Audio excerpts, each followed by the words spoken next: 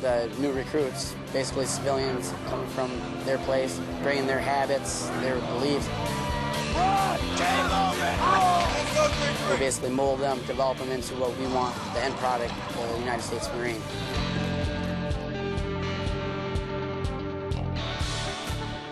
Everybody who's ever worn a military uniform has gone through some version of it, whether it's basic training, boot camp, or recruit training, and the goal has always been the same: to transform young civilians into soldiers, sailors, airmen, and Marines. Each service now has a culminating field exercise with names like Victory Forge, Battle Stations, and Warrior Week. Now, Marines think theirs is the toughest. They call it the Crucible.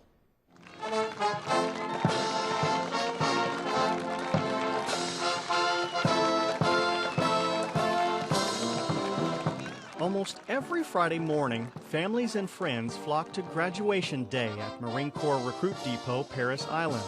12 weeks earlier, these young men and women arrived on this remote stretch of the South Carolina coast. Their sons and daughters, brothers and sisters, cousins and friends from across the eastern half of the United States. They came from city and country, from all kinds of neighborhoods, from north and south.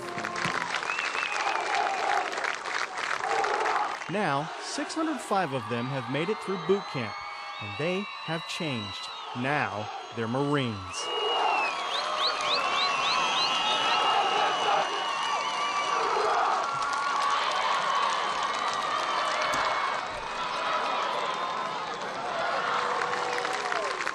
I'm definitely more mature. I'm more mature, more responsible. I learned major accountability. Tough. I mean, I'd be lying if I said it was easy. Boot camp's real intense. I mean, I think anybody can do it. And there's a lot of times that I thought I couldn't. But as long as you tell yourself you never quit, you're going to finish in the end. You have to push yourself. You have to dig down deep, deep, deep. Mentally, I got stronger. You know, I wasn't a strong person when I came in about myself or about, like, just the overall aspect of myself. Behind the changes, the drill instructor. For some recruits, it's harder than others. We have recruits that come from all different types of lifestyles. Some have had mentors, some that have not had mentors in their lives. And we bring them in here, we mentor them, we lead them, we guide them in that direction where we want them to be. Different recruits have different takes on what's most difficult about boot camp. The Crucible, of course, and then just the very beginning with just meeting the drill instructors, getting yelled at for petty stuff. You have to adapt to stuff that you've never really experienced before in your life. It's found the hardest thing, just adapting to the small changes, sir. Mentally being here, being away from your family, everything you're used to, just simple things. Being away from this crew's wife and his daughter. The Crucible of all things. It's the hardest challenge at boot camp. It may not be at the top of everyone's list. Gas chamber. That sucked. But none dispute the Crucible is flat out tough.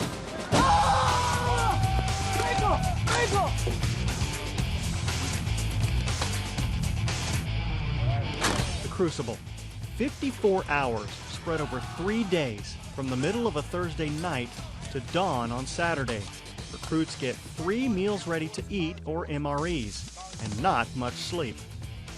This morning we got up at 02 and got packed and stepped it out.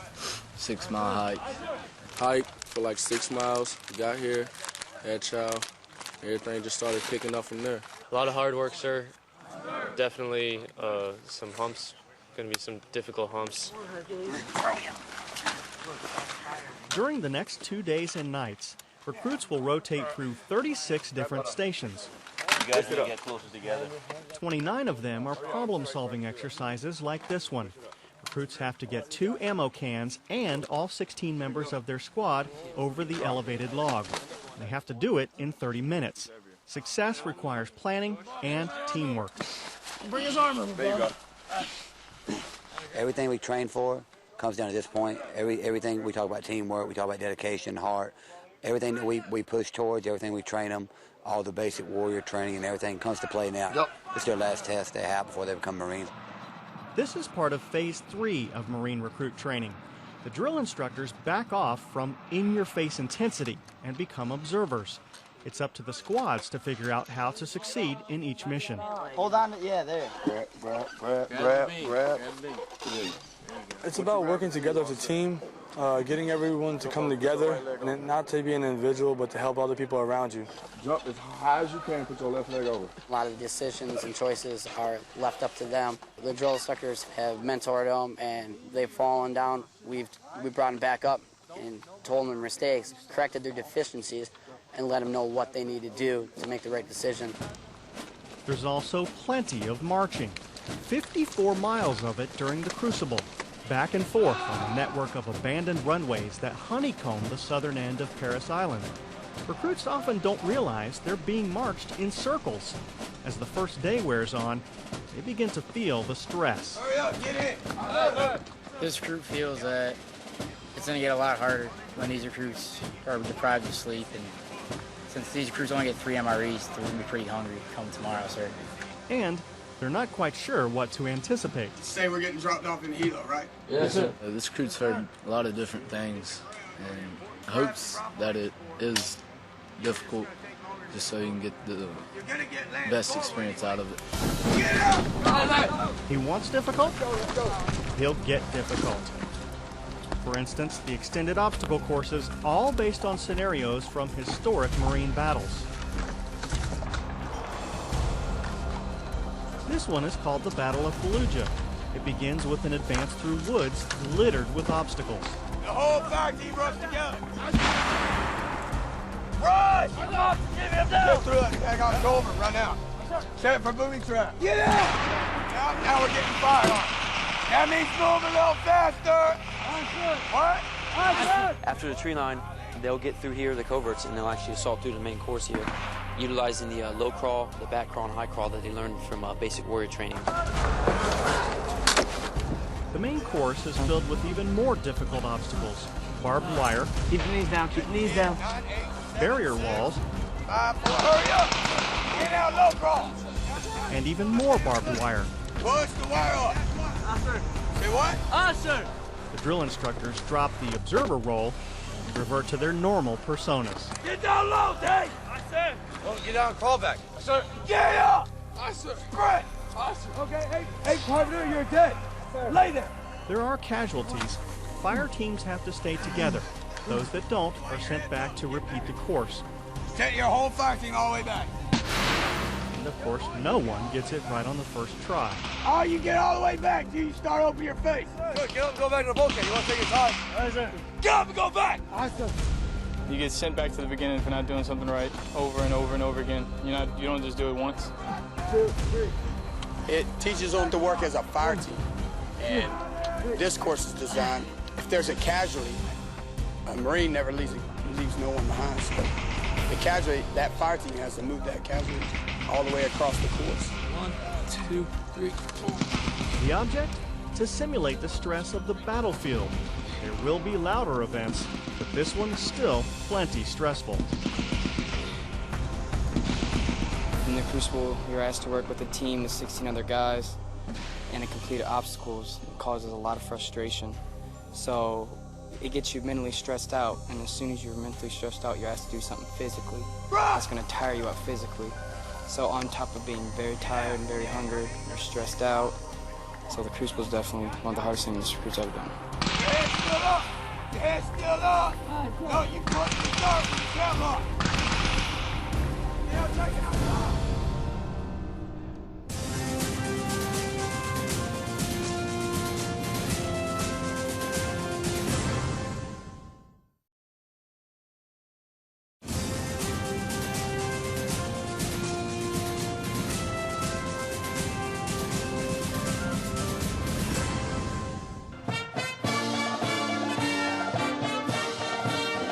The Marine Corps' rich tradition is on public display all over Parris Island. There's a statue of Iron Mike, an iconic tribute to Parris Island graduates killed in World War I. Across the street is Molly Marine, originally conceived as an aid to recruiting women during World War II. There are buildings that date back to the Marines' earliest days here, and a museum to preserve and promote the heritage.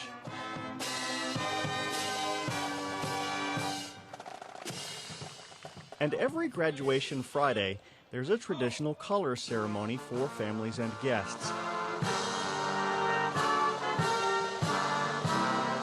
The band plays, the colors are raised. Marine history is honored. 3 October 1918, during World War I, 4th Marine Brigade, along with the U.S. 2nd Division. And the commanding general addresses the crowd. So whether you're a mother, father, grandparent, coach, mentor, just a friend that's had a hand in developing this young Marine as to what they are today, I say thank you. You probably saw when you came in here, you saw a sign that says, "We make Marines."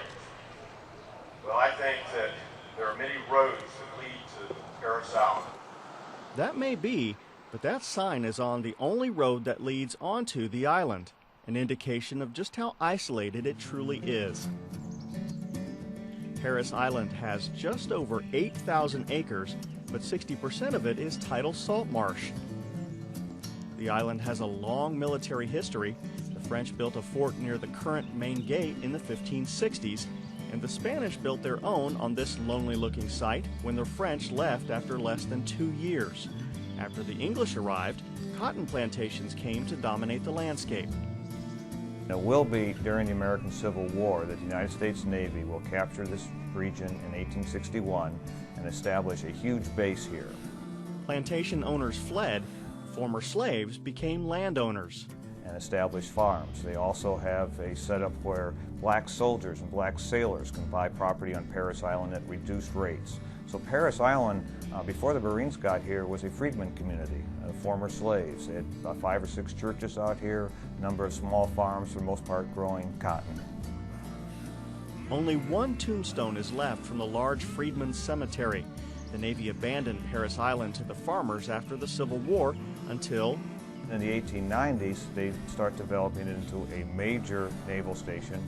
They build on Parris Island the largest dry dock in the United States up to that time, to take the largest battleships that are built. Political winds blew the naval operation upstream to Charleston, leaving only a Navy hospital and brig run by the Marines. The Marines tried running an officers' candidate school here, but the only way to get to the island was by boat, and the students complained about the isolation. What really brings the Marine Corps and the training depot to Parris Island is going to be World War I. And suddenly there was a need for a larger training facility. Navy Secretary Franklin Delano Roosevelt, with the urging of a South Carolina congressman, established the Marine Corps Recruit Depot at Parris Island.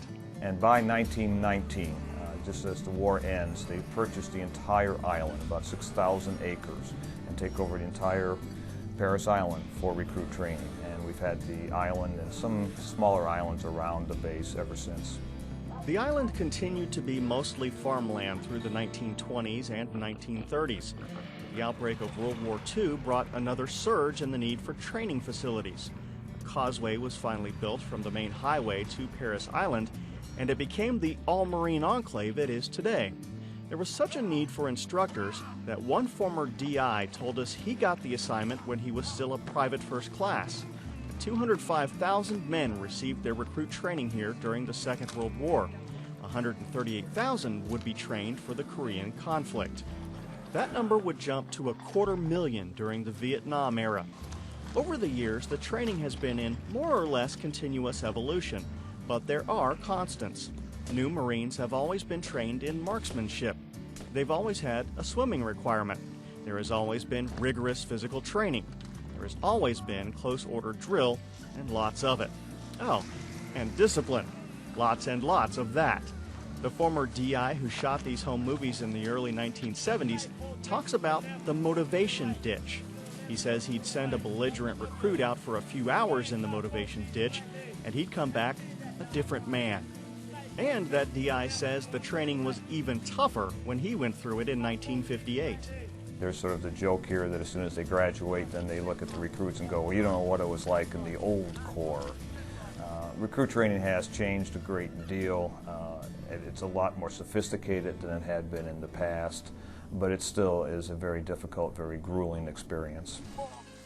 By the way, the motivation ditch disappeared in the 1980s and wouldn't be tolerated today. I come from an island Carolina sand, where I was broke down and built up and reborn, a fighting man. And my blood runs red, white and blue. I'll brave the cold, the rain, the pain, and the bullets, so you don't have to.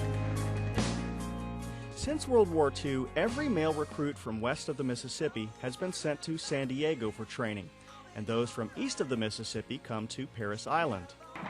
All female recruits have been shipped to South Carolina since 1949. They've been going through the same regimen as the men since 1988.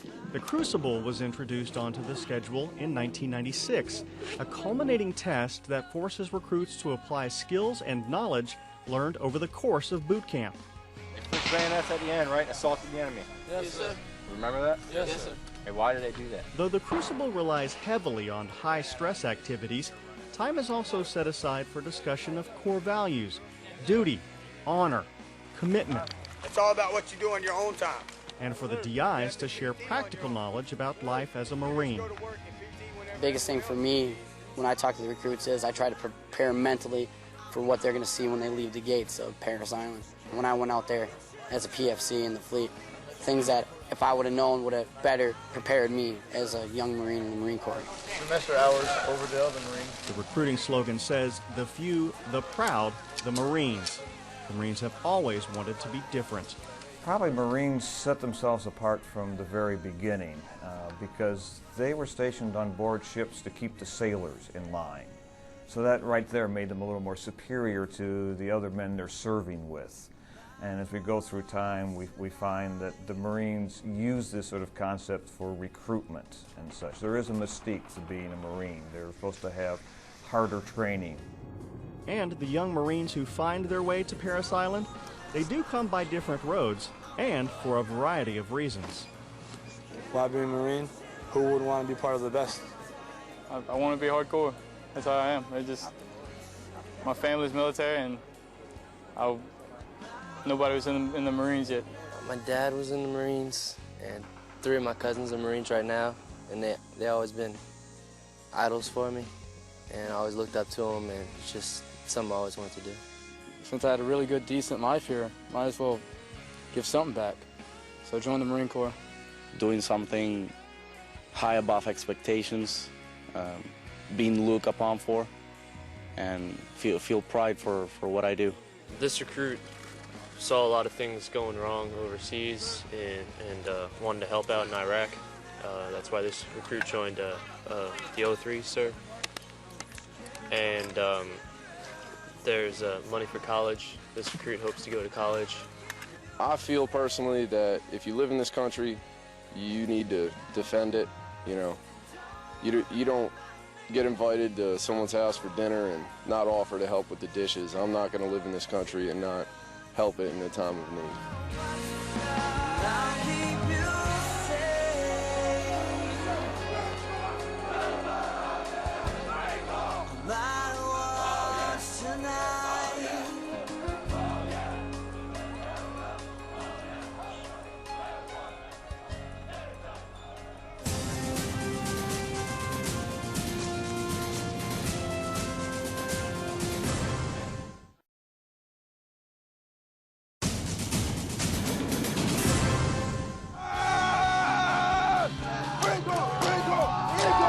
Day 2 of the Crucible is just as intense as the first. We train hard to be hard. That's the biggest thing. Is train hard to be hard. We train hard to keep it within the standards, but constantly on them, constantly demanding, because that's the way it's going to be. The Marine Corps is not easy. Take nothing less than perfection. You're never going to achieve perfection, but always try to achieve perfection. Train them as best we can, but training to be basically trained Marines. Very cool. Very cool. Recruits are now working on 4-hour sleep and short rations. It's going to be hard. It's the last half. They're going to try to break us off, see who's weak and strong, who's going to quit. You're trying to develop them leadership skills throughout the whole Crucible. Some of these events are designed to test them both physically but mentally as well. what can the recruit do under stress? How does the team react? And as a drill instructor, you pretty much, you're not giving them the answers, but you're sitting back and evaluating. Turn right! There are more stations that require planning and coordination. Here, the recruits have to rescue a casualty from the top of this tower, lugging all their equipment with them. Going through boot camp, there's a lot of times where they actually don't get a chance to work as a team until they finally get out to the Crucible, and then they'll find out where all recruits have different ideas, and then it'll kind of clash against each other, and then it'll make it difficult for them to accomplish the mission, as you can hear right now, sir. You'll see a lot of that. The more they get tired, the more they're going to get confused, and get complacent, and they're going to start making mistakes. All right, I got it. Hey. As the second day wears on, sleep deprivation and short rations do take their toll. I guess the hunger. We get 3 MREs for the 2 days that we're out here, and I thought it would be more than enough, but it's kind of hitting me. There are more grueling obstacle courses. This one is called the Battle of Hue, and at this station, extra battle sounds. The soundtrack of the D-Day landing from the movie Saving Private Ryan plays continuously. You can barely hear the drill instructors, but by now recruits know the message. Nobody makes it through the course on the first try. That makes it a lot more difficult because it's more energy that the recruits have to put out, but it's a way to learn how to make things right, because on a real life situation, there's no turning back. Recruits have to learn what are they going to do on a real life situation so that when they are out on the battlefield, they have to accomplish the mission from the first time without any casualties. I'm tired and exhausted, hungry. Only thing really getting me through is tomorrow's getting the Eagle Globe and Anchor. The Eagle Globe and Anchor, the Marine Corps symbol. The payoff at the end of the Crucible, a ceremony where recruits will be given the emblem and called Marines for the first time. In the evening, the full company rehearses the ceremony. Something I've wanted my whole life, the EGA, the Eagle Globe and Anchor. It's something I've looked outside my window in my barracks and seen every Saturday morning, wishing, oh, I wish that was me, and now it is me. So tomorrow morning, I'm probably gonna cry. Tomorrow morning's gonna be probably the best feeling I've ever had. He won't be alone, but there are more ordeals to come. First, a night infiltration course on a pitch-dark night with no moonlight and that ever-encouraging staff. Push it away from your body and get out of the way! In the early morning hours, a 9-mile march back to the main post. The company arrives famished and exhausted as dawn is breaking. The hardest part for me was the 9-mile march back from the end of the Crucible. We had a 115-pound LB pack on, and I was slacking behind. And I started going, my mind started wigging out on me. I didn't know what to do. I thought I wasn't going to make it. Then, in formation around Parris Island's Iwo Jima statue, the ceremony they've waited for almost 3 months. They're about to receive that treasured emblem. Now the chill you feel run down your spine is a symbolic fusion of our core values into your souls forever. From this day forward, you will be the guardian of our country, our core, our customs, and our courtesies. May God keep each and every one of you in the palm of his hands. Semper Fidelis. The recruits reaffirmed their enlistment oath. Uniform Code of Military Justice. Uniform Code of Military Justice. So help me God. So help me God. Arms down.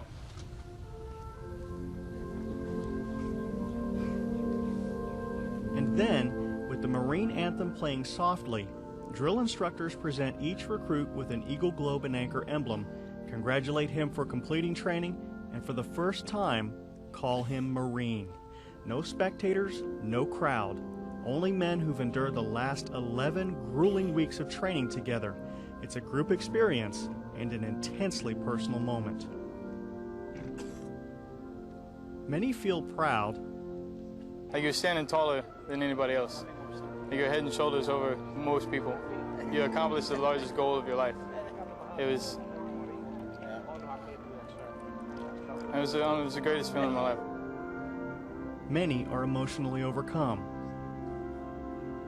People said they weren't going to cry, and when they actually got it, the water started pouring. It's from the worst recruit to the best, to the ones that hid in the shadows, to the ones that made their name for themselves. Every single one shed a tear.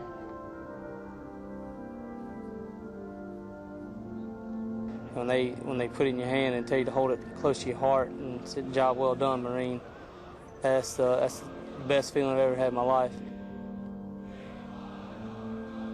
They're no longer recruits, they're Marines singing their anthem.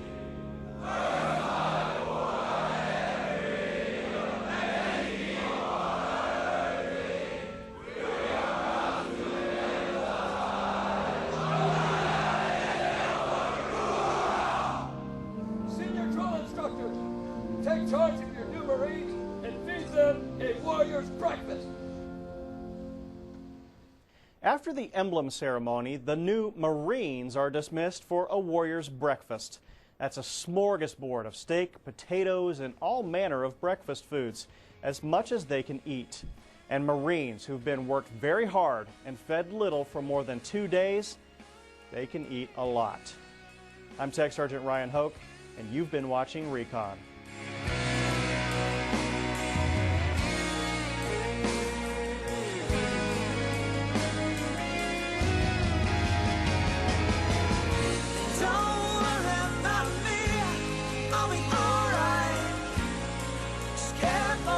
Children, sleep tight.